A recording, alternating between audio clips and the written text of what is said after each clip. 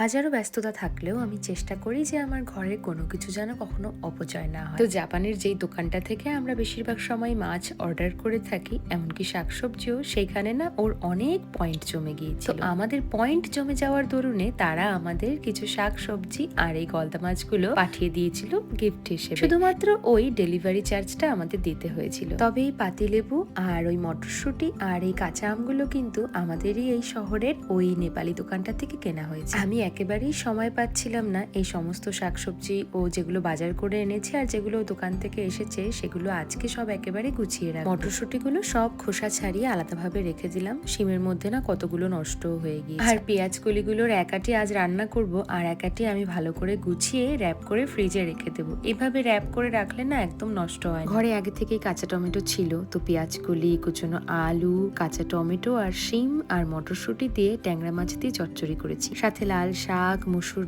ডাল আর কচুরলতি দিয়ে চিংড়ি আর গলদা চিংড়ির কষা। পদে পদে অনেক কিছু রান্না করলেও আমি দুপুরবেলায় শুধু ওই কচুরলতি চিংড়ি আর গলদা চিংড়ি দিয়ে ভাত খেয়ে। বিকেল বেলাতে সুষমাকে ডেকেছিলাম যে চল আমার সাথে একটু আমার বাড়ির কাছের ওই শপিং মলটাতে যাব, টুকটাক কিছু কেনাকাটির ছিল। আর আমাদের রুম থেকে বেরোলেই তো একেবারে নদীটা পড়ে, আর নদী থেকে না দূরে পাহাড় দেখা যায়। এত সুন্দর হয়ে থাকে না চারিদিকটা, সন্ধ্যেবেলায় দেখতে দারুণ লাগে।